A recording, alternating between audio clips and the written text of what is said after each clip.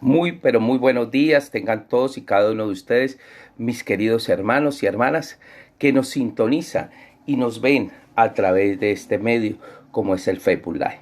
Para todos aquellos que hoy, en este mismo instante, en este mismo momento, nos están sintonizando y nos están viendo, un fuerte abrazo, una bendición para todos ustedes. Que la gloria de Dios descienda hoy en esta mañana de una manera bien hermosa y especial. Quiero darle las gracias a Dios por permitirme predicar su palabra y poder en esta mañana traer un mensaje de unción y de bendición a sus vidas y a mi vida.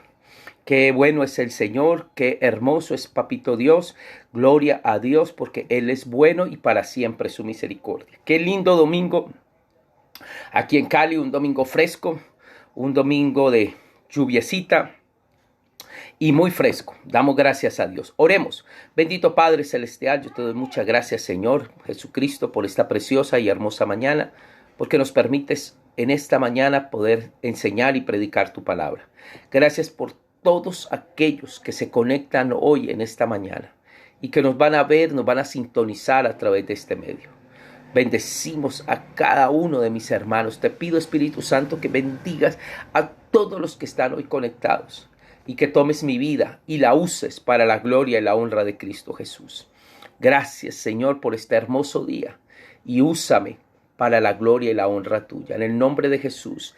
Amén y amén. Qué hermoso día, qué lindo es el Señor. Damos gracias a Dios por esta mañana preciosa, esta mañana de domingo que nos regala. Y bueno, Él es precioso, Él es bueno. Hay una canción muy hermosa, hermanos. Hay una canción muy hermosa interpretada por Oscar Medina y se llama En la casa de mi padre. Y yo quiero invitarles hoy a escucharlos. Saludamos a nuestro hermano Francisco Bernal, saludamos a Steven López, a Weimar Mendoza Núñez, que nos sintoniza y nos ve desde la hermosa ciudad de Mocoa. Y entonces vamos a escuchar esta hermosa canción que se llama En la casa de mi padre hay moradas para ti. En la casa de mi Padre hay moradas para ti. ¿Cuántos saben que tenemos un Padre celestial que dijo, me iré a preparar morada para donde yo estoy, ustedes también estén? Entonces vamos a escuchar esta hermosa interpretación de Oscar Medina, En la casa de mi Padre. Oscar Medina, En la casa de mi Padre.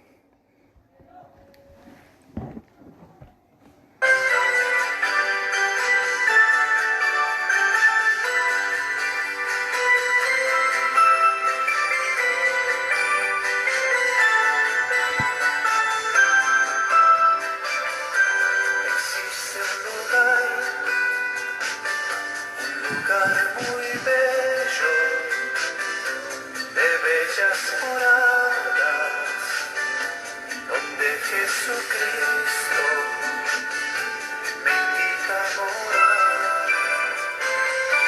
Él dijo, no temas, no vivas turbado, pues donde yo voy, allí tú conmigo también vivirás. En la casa de mi Padre hay moradas para ti. En la casa de mi Padre hay moradas para ti. En la casa de mi Padre hay moradas para ti.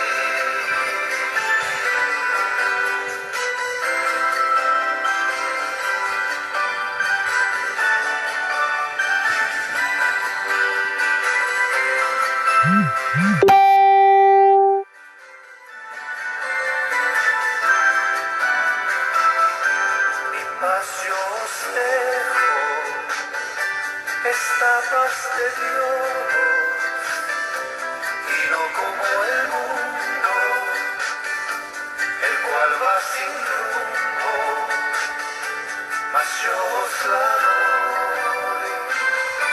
Y si yo me fuere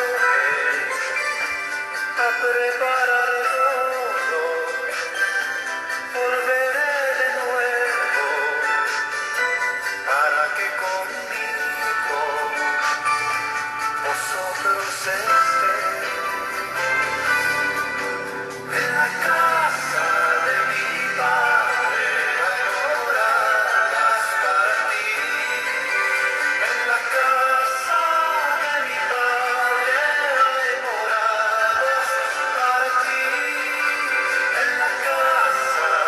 mi Padre hay moradas para ti. En la casa de mi Padre hay moradas para ti.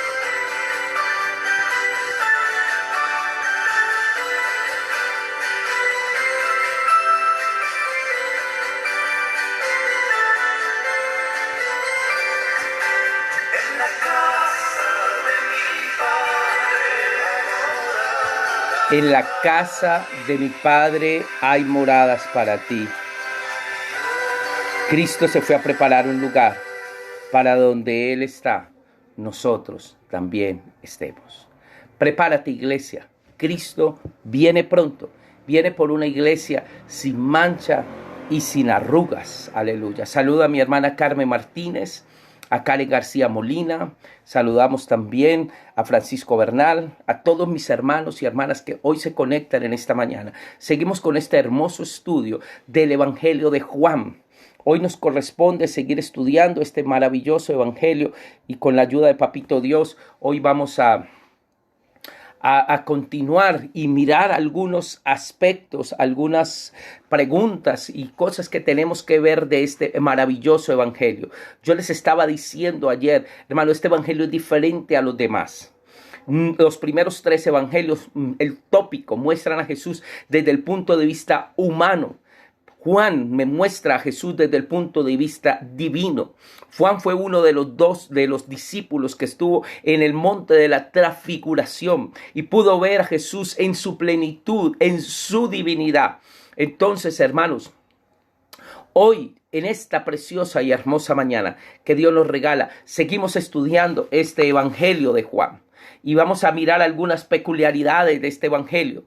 Y estábamos diciendo, hermanos, que este evangelio de Juan, estamos viendo un estudio panorámico de la Biblia, del Nuevo Testamento, y decíamos que el Nuevo Testamento se divide en 4 evangelios, un libro histórico que es Hechos, 3 epístolas que se le atribuyen a Pablo, 8 epístolas que es de carácter general, o epístolas generales o cartas generales, y un libro de carácter profético que es el Apocalipsis. Ya hemos visto Mateo, Marcos, Lucas y ahora estamos con Juan. Decíamos que Mateo era cobrador de impuestos y uno de los 12 discípulos elegidos por Jesús. Y representa a Jesús como el Rey de Reyes y Señor de Señores. El enfoque es demostrarnos que Jesucristo es el Rey, que es el Rey de Reyes, que es el Señor de Señores y que es el Rey de los judíos. Y representa a Jesús con un león. El león de la tribu de Judá. Decíamos que Marco era sobrino de Bernabé, hijo de María, una judía prominente en la iglesia cristiana primitiva. Le escribe a los romanos y enfoca a Jesús como un siervo. Lo mira como un siervo. Ese siervo, el que vino a servir. Y lo representa con un buey. Lucas era un doctor y escritor y investigador griego. No era judío, no era discípulo de Jesús. Pero dirige el evangelio a los griegos y muestra a Jesús como el Hijo del Hombre, como el hombre perfecto, Y después veíamos a Juan. Juan era uno de los 12 discípulos de Jesús, a quien se conocía como el discípulo amado, y escribió a los gentiles y representa a Jesús como Dios. Y la figura que utiliza es el águila para mostrarnos a Jesús. Entonces ayer veíamos y anteayer veíamos esto y ahora decíamos que en hebreo la palabra Juan significa Jonahan, que quiere decir Jehová es fiel o Yahvé es fiel o fiel es Yahvé. ¿Sí? Dios es propicio en el griego y la transliteración al castellano es Juan, que significa fiel a Dios. O Dios es fiel. Entonces estábamos diciendo, hermanos, algunos aspectos. Continuamos aquí analizando y mirando algunos aspectos interesantes de este maravilloso libro. Y estábamos diciendo que tenía 3 divisiones. Un prólogo donde nos habla de su ministerio del capítulo 1 al capítulo 12, del capítulo 13 al 17 en el aposento alto y del capítulo 18 al capítulo 21, pasión y resurrección. Entonces, hoy estábamos mirando ese prólogo, ese ministerio temprano que Jesús hizo. Y entonces estábamos hablando de ese ministerio temprano, cómo el Evangelio de Juan nos habla de Dios preparando el camino. Y decíamos cómo Dios le preparó el camino a través de su profeta llamado Juan el Bautista, su primo hermano. Y después el Evangelio de Juan nos muestra a Jesús ya llamando a sus primeros discípulos. Después de eso lo vemos en la boda de Caná transformando el aceite, el agua en vino. Y después de eso decíamos entonces, hermanos, que veíamos cómo Jesús se presenta ante Nicodemo. Y ayer hablábamos de este encuentro de Jesús con Nicodemo, un religioso de su época, un fariseo, una persona que guardaba estrictamente la ley, pero en su momento, hermanos, también necesitaba de Jesús. Y Jesús le dijo, es necesario nacer de nuevo. Y ayer hablábamos la importancia de nacer de nuevo, hermano, la importancia de nacer de nuevo, nacer del agua y del Espíritu, y dejar que el Espíritu Santo a ti y a mí nos llene, nos unja, porque realmente una iglesia va a salir adelante cuando permite al Espíritu Santo que la llene, cuando le permite al Espíritu Santo que la unja. Y hermano, el Espíritu Santo está aquí. Después veíamos el capítulo 4, cómo Jesús tiene un encuentro con una mujer samaritana, y ayer explicábamos que era una mujer samaritana, porque esta mujer a mediodía fue a buscar agua. ¿Por qué no lo hacía realmente en las horas de la mañana, que era normalmente la hora temprana de la mañana que se iba a buscar agua? Porque era una mujer que no quería tener encuentro con otras personas, porque como dijo el mismo Jesús y la confrontó, 5 maridos has tenido y el que tienes ahora no es tu marido. Entonces ahí estábamos viendo, hermano, esto, y estábamos mirando, hermanos, ya este capítulo 4 de esta mujer samaritana, ¿sí? Y después veíamos, hermano, el capítulo 5, hermanos, donde Jesús sana y empieza a sanar a cojos. Y lo hace, hermano, en los días de la ley. Y en el capítulo 6 alimenta a 5,000. Jesús alimenta el capítulo 6. Jesús alimenta a 5,000, camina sobre el agua y proclama ser el pan de vida. En el momento quería hacerlo rey y al siguiente día lo rechazaron. Y en el capítulo 7, Jesús continúa asombrando a los judíos con sus enseñanzas. Las personas estaban divididas sobre él. Los líderes religiosos no saben qué hacer con él. O sea, no saben qué hacer con él porque realmente tiene el mundo dividido en ese momento. Y muchos de los líderes religiosos ven en él una persona que se está saliendo de las manos y que está teniendo ya muchos seguidores y que sus enseñanzas son como nocivas. Y ya en el capítulo 8, del 1 al 59, la misericordia que Jesús muestra a una mujer adúltera que llevada y extiende a los humildes. Allí se halla la frase, aquel que esté libre de pecado, que arroje la primera piedra. Según la ley judía, a una mujer que la cogieran en el acto, en ese mismo acto de adulterio, entonces debía de ser apedreada. Según la ley, esa mujer tenía que haber sido apedreada en el mismo instante. Y se la llevan a Jesús y le dicen, Jesús, esta mujer la cogimos en pleno acto de adulterio, la apedreamos. Y Jesús entonces ahí es cuando dice, el que esté libre de pecado, que le arroje la primera piedra. Cuando todos se van, entonces le dice, mujer, ¿dónde están? Le dice, mujer, ¿dónde están los que te acusaban? Ni uno de ellos te condenó. Ni uno de ellos, dijo ella. Yo tampoco, te dijo Jesús. Ve, pero no peques más. Ahí está la misericordia de Jesús. Ve, pero no peques más. A partir de ahí Jesús reafirma su divinidad al decir, antes que Abraham fuera, yo soy. Versículo 8:58. Jesús y Abraham, ahí tiene un encuentro con los más prominentes hombres de la ley de ese tiempo, hermanos. Y le dice, antes que Abraham fuese, yo soy. Yo soy. Versículo 58. Dice, Jesús le contestó, les digo la verdad, aún antes que Abraham naciera, yo soy. En ese momento tomaron piedras para arrojárselas, pero Jesús desapareció de la vista de ellos y salió del templo. ¿Dónde se encontraba Jesús? En el lugar más sagrado para los judíos, el templo. Pero ahí, en ese lugar, hermano, Jesús les está diciendo, antes que Abraham fuese, yo soy, el gran yo soy. Por eso es que Juan lo que nos quiere mostrar es que Jesús, la preexistencia de Jesús, Jesús es Dios y Jesús estaba antes que todo existiera, Él ya existía. Por eso es que Juan empieza su prólogo diciendo en el principio el verbo era con Dios y el verbo era Dios. A la gente le ofende oír que Jesús es Dios. No les importa Jesús el Maestro, Jesús sanador, pero sí, si Jesús es Dios, significa que debemos acercarnos en sus términos, tenemos que humillarnos, arrepentirnos, creerle, es algo que no estamos dispuestos a hacer. Capítulo 9, versículo 1 al 41, Jesús cura a un ciego de nacimiento, los fariseos lo desacreditan y él termina avergonzándolo y es excomulgado. El ex ciego finalmente llega a plena fe en Jesucristo. Jesús sana a un ciego de nacimiento. Capítulo 9 dice así: mientras caminaba Jesús vio a un hombre que era ciego de nacimiento.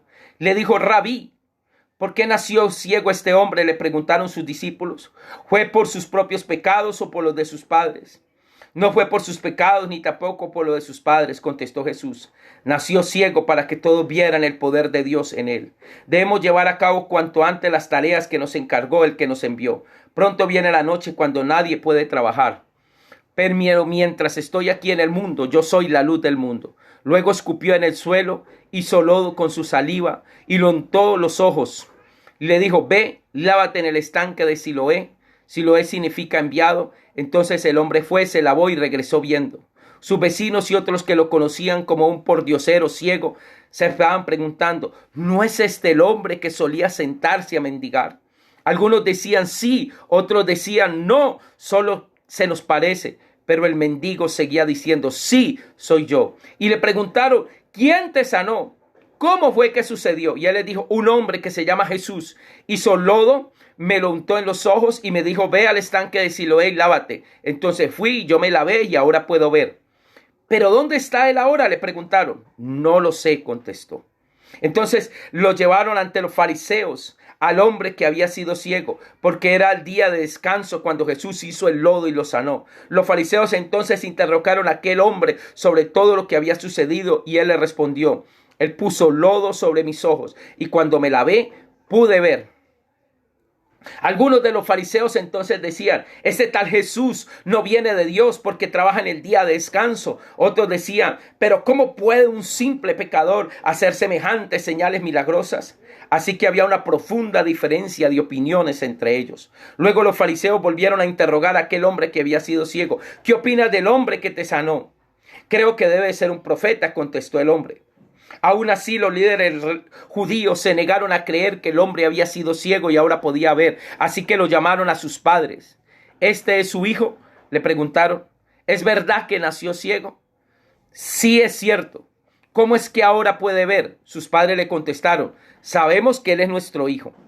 Sabemos que nació ciego, pero no sabemos cómo es que ahora puede ver y ni quién lo sanó. Pregúntenselo a él. Ya tiene edad para hablar por sí mismo. Los padres dijeron eso por miedo a los líderes judíos, quienes habían anunciado que cualquiera que dijera que Jesús era el Mesías sería expulsado de la sinagoga. Por eso entonces dijeron: ahí tiene edad suficiente, pregúntenselo a él. Pero por segunda vez llamaron al hombre que había sido ciego y le dijeron: es Dios quien debería recibir la gloria por lo que ha pasado, porque sabemos que este hombre Jesús es un pecador. Yo no sé si es pecador, respondió el hombre, pero lo que sé es que yo antes era ciego y ahora puedo ver. Pero, ¿qué fue lo que hizo?, le preguntaron. ¿Cómo te sanó? Miren, exclamó el hombre, ya se lo dije y se lo vuelvo a repetir. ¿Acaso es que ustedes no me escucharon? ¿Para qué quieren oírlo de nuevo? ¿Ustedes también quieren ser sus discípulos? Entonces ellos lo insultaron y le dijeron: tú eres su discípulo, pero nosotros somos discípulos de Moisés. Sabemos que Dios les habló a Moisés, pero no sabemos ni siquiera de dónde proviene ese hombre. Qué cosa tan extraña, respondió el hombre. A mí me sanó los ojos y ustedes ni siquiera saben de dónde proviene. Sabemos que Dios no escucha a los pecadores, pero Él está dispuesto a escuchar a los que lo adoran y hacen su voluntad. Desde un principio, el mundo nadie ha podido abrir los ojos de un ciego de nacimiento. Si este hombre no viniera de parte de Dios, no habría podido hacerlo.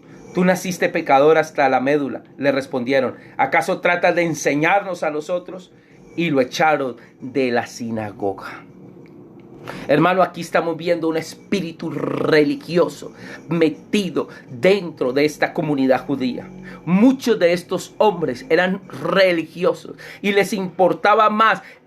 Para ellos no era importante que este hombre que era ciego de nacimiento, qué bendición, que está sano y darle la gloria a Dios. No, era preguntándose, pero ¿por qué lo hizo? Y es un día sábado, pero es que un día sábado no se podía hacer nada. O sea, para ellos era más importante la parte religiosa y se habían vuelto tan legalistas que estaban, hermanos, invalidando realmente la ley, porque Jesús fue a dar amor por los perdidos, amor por los necesitados. Pero aquí ellos están preguntándose, ¿cómo fuiste? ¿Cómo fuiste? Y empiezan a preguntarle, ¿pero por qué lo hizo un día sábado? Yo no sé, lo único que sé es que él cogió, echó lodo, me untó los ojos, me dijo, vaya, lávese y vea, y ya quedó sano. Hermano, hay veces el espíritu religioso se mete tanto en las congregaciones, hermano, que invalida realmente lo que verdaderamente es importante. Y tenemos que decirle al Señor, saca de nosotros toda religiosidad. Ayúdanos, Señor Jesucristo, a ser verdaderamente hombres y mujeres llenos de tu Espíritu Santo y que tengan compasión y amor por los perdidos.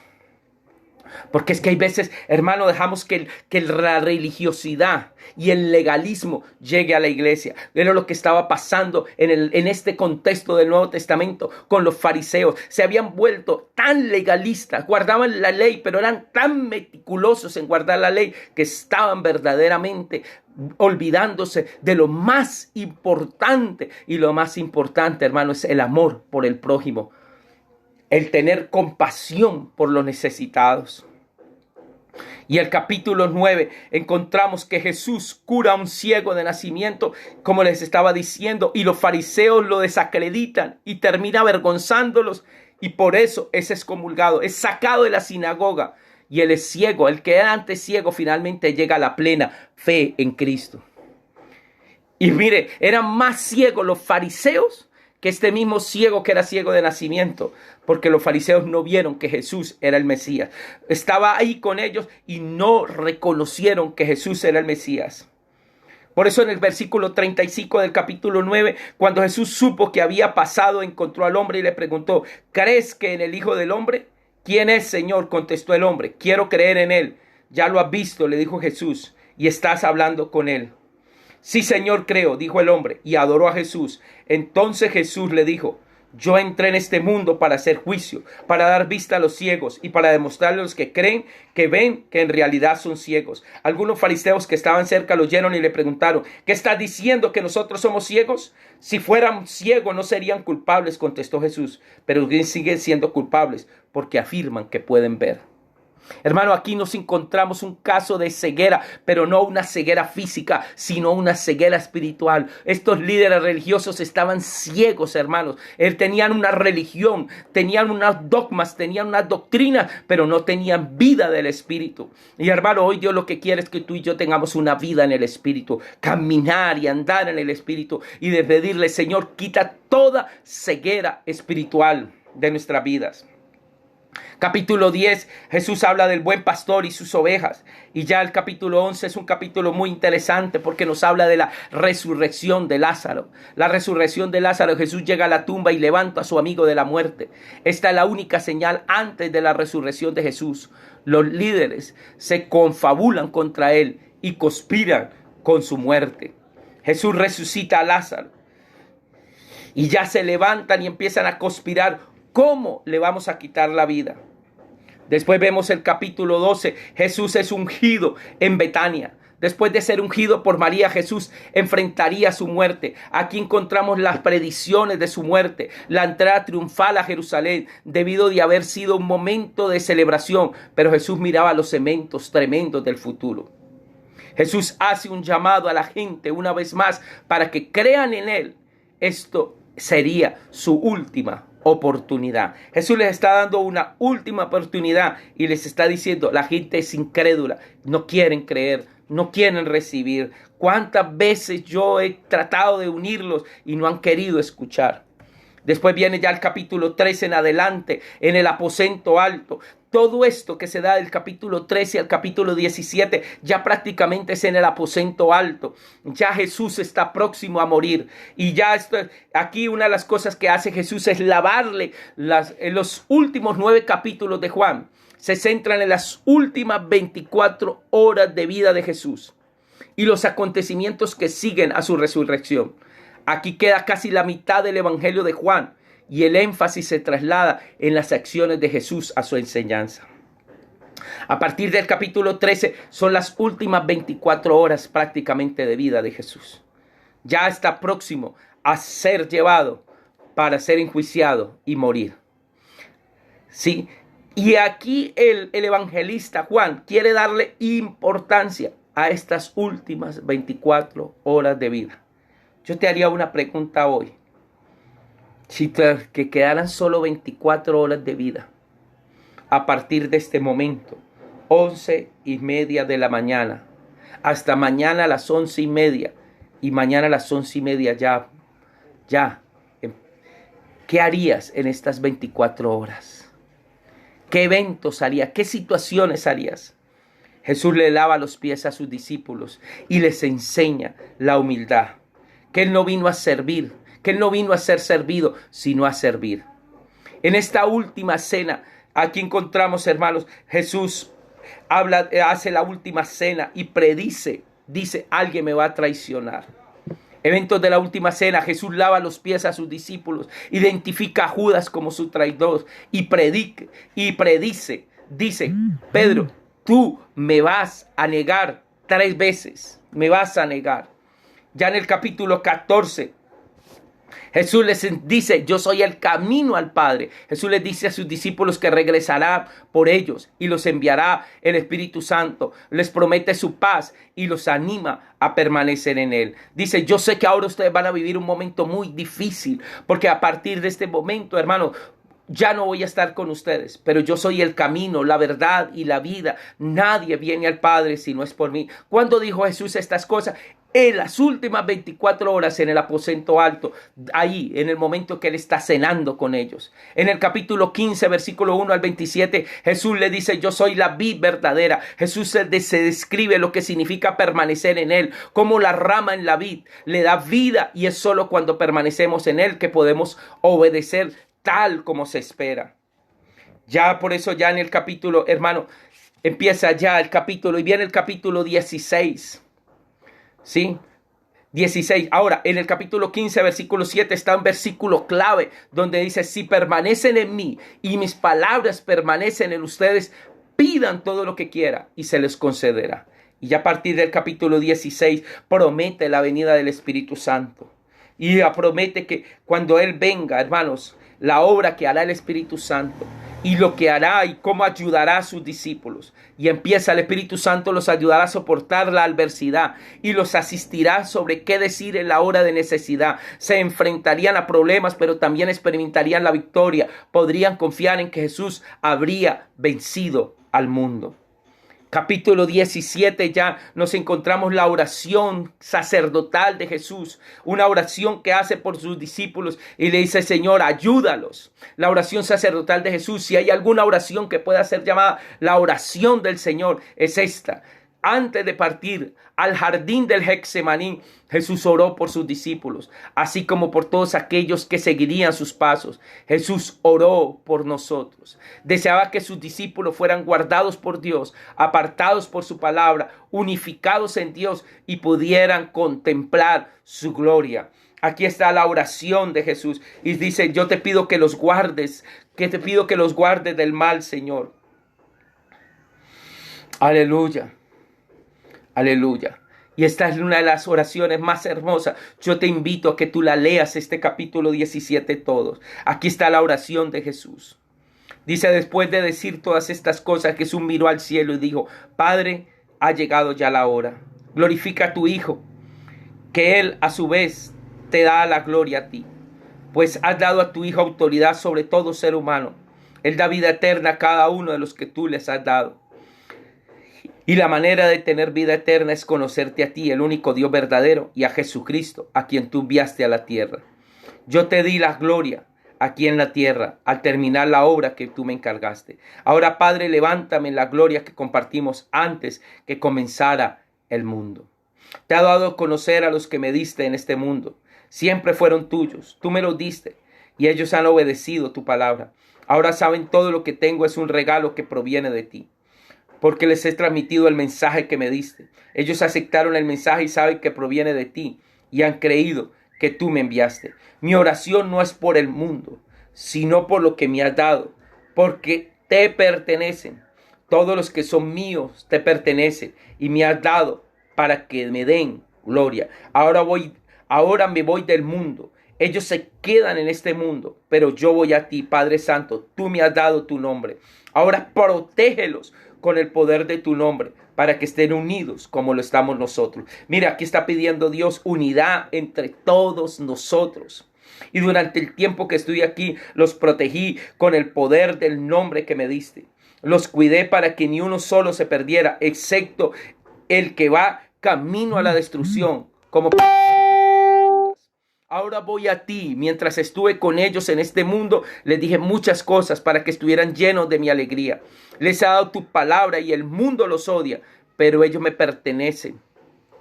Pero ellos no pertenecen al mundo, sino como yo tampoco pertenezco al mundo. No te pido que los quites del mundo, sino que los protejas del maligno y los protejas del mal.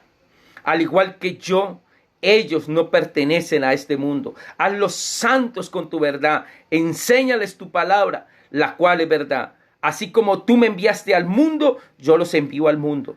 Y me he entregado por ellos como un sacrificio santo, para que tu verdad pueda hacerlos santos. No te pido solo por estos discípulos, sino también por todos los que van a creer en mí por el mensaje de ellos. Aleluya. Te pido por todos que sean uno, así como tú y yo somos uno. Es decir, como tú estás en mí, Padre, yo estoy en ti. Y que ellos estén en nosotros para que el mundo crea que tú me enviaste. Les he dado la gloria que tú me diste, para que sean uno como nosotros somos uno. Yo estoy con ellos y tú estás en mí. Que gocen de una unidad tan perfecta que el mundo sepa que tú me enviaste y que los amas tanto como me amas a mí. Padre, quiero que lo que me diste estén contigo donde yo estoy. Entonces podrán ver toda la gloria que me diste, porque me amaste aún antes que comenzara el mundo. Oh Padre justo, el mundo no te conoce, pero yo sí te conozco y estos discípulos saben que tú me enviaste. Yo te he dado a conocer a ellos y seguiré haciéndolo. Entonces tú, Padre, tu amor por mí estará en ellos y yo también estaré en ellos.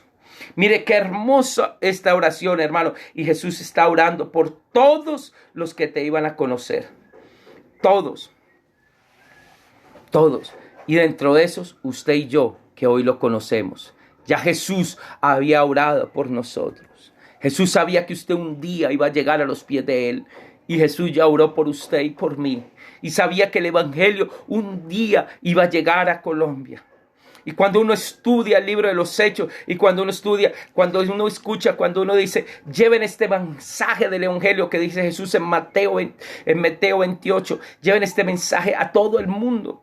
Empiecen por Jerusalén, Judea, Samaria y después hasta lo último de la tierra. Vemos cómo se fue extendiendo este mensaje. Primero en Asia, después pasó a Europa y de Europa llegó a América, llegó a Norteamérica con las comunidades pietistas, moravos, cuáqueros. Y después de ahí, muchos de esos misioneros Dios los llamó para traer el evangelio a Sudamérica. Y principios del 1900, finales del 1800, principios del 1900, el evangelio empezó a llegar a Sudamérica y a Colombia empezó a llegar. Y llegó principios del 1900 en algunas regiones de Colombia. Y se fundaron denominaciones como los bautistas, como los presbiterianos, como las asambleas de Dios. Y gracias a Dios, el evangelio llegó a ti y llegó a mí. Pasaron siglos, pero el evangelio ha sido predicado y ha llegado a ti y ha llegado a mí. Ahora nos corresponde a nosotros seguir haciendo esto, llevando este mensaje del evangelio a otros que también lo necesitan. Hermano, no dejes de predicar esta palabra de Dios. Llévale el mensaje a otros. A partir del capítulo 18 vemos unos aspectos importantes: su pasión y resurrección. En el capítulo 18 encontramos cómo traicionan y arrestan a Jesús. Juan narra los últimos acontecimientos de la vida de Jesús antes de su muerte. Capítulo 18 y 19, Jesús es arrestado, juzgado, flagelado por Poncio Pilatos, y Pedro se encarga de negarlo. Jesús es crucificado, muerto y sepultado. Nicodemo y Juan de Arimatea piden el cuerpo de Jesús y se identifican como sus seguidores. Juan nos habla de la última palabra de Jesús en la cruz: Telestai, todo se ha cumplido, todo se ha pagado, consumado es. Capítulo 18, traicionan y arrestan a Jesús. Capítulo 18, Jesús en la casa del sumo sacerdote interrogado. Allí se da la primera negación de Pedro. En el capítulo 18, la segunda y tercera negación de Pedro. Juicio de Jesús ante Poncio Pilato. Capítulo 19, sentencia de la muerte de Jesús. Capítulo 19, crucifixión de Jesús y muerte de Jesús. Y lo entierra para llegar al capítulo 20, la resurrección. Quiero leer, hermanos, es interesante, quiero leer el capítulo 19. Versículo, cuando Jesús, la crucifixión de Jesús. Capítulo 16, versículo 16, capítulo 19, versículo 16. Entonces Pilato les entregó a Jesús para que lo crucificaran. Así que se llevaron a Jesús. Él cargaba su propia cruz. Fue al lugar llamado la Calavera, que en hebreo significa Gólgota. Allí lo clavaron en la cruz. También crucificaron a otros dos con él, uno a cada lado y a Jesús en medio. Y Pilato colocó un letrero sobre aquella cruz que decía: Jesús de Nazaret, el rey de los judíos. El lugar donde crucificaron a Jesús estaba cerca de la ciudad, y el letrero estaba escrito en idioma hebreo, en idioma latín y en idioma griego, para que muchos pudieran leerlo. Entonces los principales sacerdotes se opusieron y dijeron a Pilato: cambia aquella inscripción, el rey de los judíos, por una que diga: yo soy, por uno que diga: él dijo, yo soy el rey de los judíos. No, respondió Pilato, lo que escrito está, y así se quedará. Una vez que los soldados terminaron de crucificarlo, tomaron la ropa de Jesús y le dividieron en 4 partes, una para cada uno de ellos. También tomaron la túnica, la cual no tenía costura y había sido tejida de arriba abajo en una sola pieza. Y así que dijeron: en lugar de rasgarla, tiremos los dados para ver quién se la queda. Con eso se cumplió lo que decía la escritura: se repartirán mis vestidos entre ellos, y tiraron los dados por mi ropa. Así que fue lo que hicieron. Estaban de pie junto a la cruz la madre de Jesús, la hermana de su madre, María la esposa de Cleofas, María Magdalena. Y cuando Jesús vio a su madre al lado del discípulo que él amaba, Juan le dijo: apreciada mujer, ahí tienes a tu hijo. Y al discípulo le dijo: ahí tienes a tu madre. Y a partir de ese entonces, el discípulo se la llevó a vivir a su casa. El discípulo amado es el mismo que está escribiendo este relato. Juan, el apóstol, su discípulo amado, tomó a la madre de Jesús y la cuidó hasta que ella partió a la eternidad. Jesús sabía que su misión ya había terminado, y para cumplir las escrituras dijo: tengo sed. Había allí una vasija de vino agrio que mojaron con una esponja en el vino. Le pusieron una rama de hisopo y se la acercaron a los labios de Jesús. Después de probar el vino, Jesús dijo: todo se ha cumplido, todo está cumplido. Entonces inclinó la cabeza y entregó su espíritu. En el día de la preparación, los líderes judíos no querían que los cuerpos permanecieran allí colgados el día siguiente, que era el día de descanso, y uno muy especial porque era el de la Pascua. Se acercaba la fiesta de la Pascua. Entonces le pidieron a Pilato que mandara a quebrarle las piernas a los crucificados para apresurarle la muerte. Así podían bajar los cuerpos. Entonces los soldados fueron y les quebraron las piernas a los dos hombres crucificados con Jesús. Cuando llegaron a Jesús, vieron que ya estaba muerto, así que no le quebraron las piernas. Sin embargo, uno de los soldados le atravesó el costado con una lanza y de inmediato salió sangre y agua. La información anterior proviene del testigo ocular que presencia un relato fiel. Él dice la verdad para que ustedes también continúen creyendo. Estas cosas sucedieron para que se cumplieran lo que dice las Escrituras. Ni uno de sus huesos será quebrado y mirarán al que atravesaron. Aleluya. Ahí está. Ya Jesús había muerto. Era víspera de la Pascua. Se acercaba el día de reposo. Ya iban a ser las 6 de la tarde. Recuérdese que Jesús murió un viernes a las 9 de la mañana. Lo crucificaron a las 9. A las 3 de la tarde murió. Duró 6 horas agonizando. Y déjame decirle algo muy importante, hermanos. Ahí estaba Jesús. Víspera de una fiesta de la Pascua. Y en la Pascua era el Cordero Pascual que iba a quitar el pecado del mundo. Pero Jesús era ese Cordero de Dios que iba a quitar el pecado de todo el mundo. Aleluya. Gloria a Dios. Y bajaron el cuerpo. Porque a las 6 de la tarde de ese día viernes, Jesús muere a las 3, a las 6 empezaba el día de reposo para los judíos. Entonces necesitaban hacer los preparativos para enterrarlo rápido, para que su cuerpo no quedara ahí expuesto en el día de reposo. Más tarde José de Arimatea, quien había sido un discípulo secreto de Jesús, por temor a los líderes judíos, pidió permiso a Pilato para bajar el cuerpo de Jesús. Cuando Pilato concedió el permiso, José fue a buscar el cuerpo y se lo llevó. Lo acompañó Nicodemo, el hombre que había ido a ver a Jesús de noche. Llevó consigo unos 33 kilos de ungüento perfumado, una mezcla de mirro y aloe. De acuerdo con la costumbre de los entierros judíos, envolvieron el cuerpo de Jesús untado con las especias en largos lienzos de lino. El lugar de la crucifixión estaba cerca de un huerto donde había una tumba nueva que nunca había sido usada.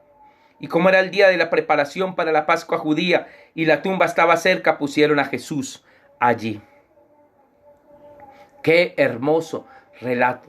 Y ya en el capítulo 20 encontramos la resurrección de Jesús. María Magdalena descubre la tumba vacía, informa a los discípulos Pedro y Juan y corren al sepulcro. María Magdalena ve a Jesús resucitado, quien le envía la noticia de su resurrección a sus discípulos. Jesús se aparece a 10 de sus discípulos. Tomás está ausente y Judas está muerto. Tomás se niega a creer hasta poder ver a Jesús con sus propios ojos. Dice, si no meto, y Jesús le dijo, Tomás, has creído porque me has visto. Bienaventurados los que no me vieron y creyeron. 20:29, como usted y como yo, que hemos creído en Jesús sin haberlo visto. Aquí vemos la resurrección de Jesús en el capítulo 20. Y cómo se le apareció a María Magdalena y después se le aparece a Tomás. Vamos a leer este versículo que me llama la atención. 20:24. Tomás, uno de los 12 discípulos, al que le apodaban el gemelo, no estaba con nosotros cuando llegó Jesús. Ellos entonces le contaron, hemos visto al Señor. Pero él le respondió, no lo creeré, a menos que vea las heridas de los clavos en sus manos, meta mis dedos en ellas y ponga mi mano dentro de la herida de su costado. 8 días después los discípulos estaban juntos de nuevo, y esta vez Tomás se encontraba ya con ellos. Las puertas estaban bien cerradas, pero de pronto, igual que antes, Jesús estaba de pie en medio de ellos y les dijo, la paz sea con ustedes. Entonces le dijo a Tomás, pon tu dedo aquí y mira mis manos. Mete tu mano en la herida de mi costado. Ya no seas incrédulo y cree. Mi Señor y mi Dios, exclamó Tomás. Entonces Jesús le dijo, tú crees porque me has visto. Benditos son los que creen sin verme. Los discípulos vieron a Jesús hacer muchas otras señales milagrosas, además de las registradas que se encuentran en este libro. Pero estas todas se escribieron para que ustedes continúen creyendo y para que al creer que en Él tengan vida por el poder de su nombre. Recuérdese que este evangelio fue escrito a finales del siglo I, cerca del año 90. La iglesia estaba siendo perseguida por un emperador llamado Domiciano, y este evangelio se escribió para que la gente realmente de ese siglo I creyera que Jesucristo realmente era el Mesías, y para que pudieran decir: si voy a morir, y si voy a morir devorado por un león, si voy a morir quemado, si voy a morir crucificado, voy a morir sabiendo que tengo vida eterna. Y para eso se escribió. Y para eso se escribió, para animarte a ti y a mí, decir: verdaderamente Jesucristo es el Señor, y muy pronto voy a verlo, muy pronto voy a estar en las moradas celestiales, muy pronto me voy a sentar en la boda del Cordero, muy pronto me voy a sentar en las mesas de las bodas, muy pronto me voy a estar en la cena de las bodas. Aleluya. Y ya el capítulo 21 del 1 al 25 hay un epílogo. Ya se cierra este maravilloso libro. Pedro vuelve a la pesca y Jesús se le aparece y desayuna con ellos. Pedro le había negado 3 veces a Jesús, y 3 veces Jesús le pregunta si lo ama. Jesús restaura a Pedro. Jesús se le aparece a sus discípulos y restaura de nuevo a Pedro. Y restaura otra vez su relación con Pedro. Jesús usó la palabra ágape las primeras 2 veces y usa filios al final. Jesús le pide a Pedro que lo siga. Pedro no era un apóstol manchado, experimentó la misma gracia que todos tenemos a nuestra disposición. Juan nos hace una última reflexión, afirmando que su testimonio ocular sobre Jesús es verdadero. Juan nos dejó un legado invaluable con su evangelio de Jesús. Aleluya. Termina diciendo en el versículo 25 del capítulo, este capítulo maravilloso que estamos leyendo, capítulo 21. Termina diciendo: Jesús también hizo muchas otras cosas. Si todas se expusieran por escrito, supongo que en el mundo entero no podrían conocer los libros que se escribirían. Aleluya. Y aquí se cierra este maravilloso evangelio, el evangelio de Juan. El evangelio donde dice: yo soy el pan de vida, y el que viene a mí nunca volverá a tener hambre. El que cree en mí no tendrá sed jamás. Yo soy la luz del mundo. Si ustedes me siguen, no tendrán que andar en la oscuridad, porque tendrán luz que lleva a la vida. Yo soy el buen pastor. El buen pastor da su vida en sacrificio por sus ovejas. Yo soy la resurrección y la vida. El que cree en mí, aún después de haber muerto, todo el que vive en mí y cree en mí, jamás morirá. Yo soy el camino, soy la verdad, soy la vida. Nadie puede ir al Padre, entrar al Padre, si no es por medio de mí. Ciertamente yo soy la vid, ustedes son las ramas. Los que permanecen en mí y yo en ellos producirán mucho fruto, porque separados de mí no pueden hacer nada. Aquí termina el gran yo soy, Jesús. Jesús de Nazaret. Aleluya. Y aquí termina, hermano, este hermoso libro, este hermoso evangelio de Juan. Ya vimos Mateo, vimos Marcos, vimos Lucas, y hoy terminamos Juan. Le dedicamos 3 programas para ver este hermoso y maravilloso evangelio, diferente a todos los demás, porque Juan, siendo discípulo de Jesús, testigo ocular de Jesús, y el que cogió su madre como si fuera su propia madre, el que Jesús le dijo: ahí tu madre, y hijo, ahí a tu madre, y a la mamá le dijo: mami, ahí te dejo a Juan para que te cuide como si fuera tu hijo. Aleluya. Ese mismo Jesús que dice: yo soy el gran yo soy, es el mismo que hoy te dice: yo vengo pronto, y vengo por una iglesia sin mancha y sin arruga. Hermano, cuando yo pienso en su venida, y tan cerca que ya estamos ya en los días próximos, ya el tiempo está muy corto. No sé si sean días, sean meses, sean años. Solo el Señor lo sabe. Pero yo puedo sentir en mi corazón que ya es muy pronto su venida. Y hermano, alégrese. Pronto nos vamos a ver con Él. Ya lo vamos a conocer cara a cara. Estaremos en la boda del Cordero. Estaremos en el tribunal de Él, donde nos entregará las coronas, los premios y regalos, donde nos dirá: buen siervo fiel, en lo poco que puse, en lo mucho te pondré. Ya pronto estaremos en esas bodas maravillosas y seremos esa novia ataviada. Aleluya. Prepárate, iglesia. Cristo viene pronto. Oremos. Bendito Padre Celestial, yo te doy muchas gracias, Señor, por esta preciosa y hermosa mañana. Gracias por esta palabra que tú nos has dado hoy. Gracias por este maravilloso evangelio y por recordarnos a través de este evangelio que tú eres Dios y que vienes pronto por una iglesia sin mancha y sin arruga. Gracias, Señor. Amén y amén. Saludamos a Weimar Mendoza Núñez de Mocoa, Edith Solano, Aura Jojoa, Luis Fernando Moreno. Qué bendición, mi hermano Luis Fernando. Saludamos a la iglesia Iumet Candelaria, Cielos Abiertos, la iglesia de la Unión Misionera. Saludamos a Diego Zambrano. Saludamos al pastor Juan Pablo Loaiza Martínez desde la ciudad de Buga. Saludamos también a Nubia Fernández. Saludamos a mi prima Teresa Vázquez, a mi prima Diana Vázquez y Marlenita Vázquez. Saludamos a Wilson Carrillo. Saludamos a nuestro pastor Jorge Villavicencio Rosales. Qué bendición, pastor Jorge, saludarlo por este medio, pastor de la Iglesia Carismática de Amor. Que Dios me lo continúe bendiciendo y llenando de su gloria. Saludamos a la hermana María Eugenia Gómez Oquendo, su esposo, desde el Distrito Federal, desde México. Saludamos a Daniela Narváez, a la hermana Carmen Martínez. Dios le bendiga y que la gloria de Dios repose sobre ella. Saludamos a Karen García Molina. Saludamos a Francisco Bernal desde Bogotá, Steven López. Y también saludamos a mis tíos Jaime Restrepo, Fano Restrepo, Jairo Restrepo, Jaime Restrepo, que nos sintonizan y nos ven. Que Dios les continúe bendiciendo, que la gloria de Dios esté sobre ellos. Saludamos a Sobeida Madera, también un fuerte abrazo a ella y a su familia. Saludamos a toda mi familia, a mis hermanos, a mi mamá que también me está sintonizando por este medio y a todos ustedes, hermanos, un fuerte abrazo, un feliz fin de semana. Ya hoy es domingo, 30 de agosto. Mañana termina este mes.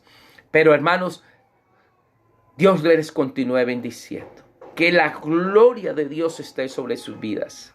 Si es la voluntad de Papito Dios, nos seguimos viendo, hermano, a las 11 de la mañana, estudiando el libro de los Hechos. Ya dejamos los evangelios y vamos a ver un libro histórico maravilloso que tiene mucho que enseñarnos, que es el libro de los Hechos, escrito por Lucas y escrito a Teófilo. Y mañana estudiaremos y empezaremos a analizar con la voluntad de Papito Dios este maravilloso libro de Lucas. Bendiciones a todos. Orfani Zúñiga también la saludamos. Bendiciones a todos y que la gloria de Dios repose sobre sus vidas. No olviden que esta enseñanza también queda grabada en un canal de YouTube. Está como mi nombre, Alberto Alfonso Rojas. Suscríbase, dele like, campanita y compártalo también por YouTube. Bendiciones, que la gloria de Dios esté sobre sus vidas. Amén y amén.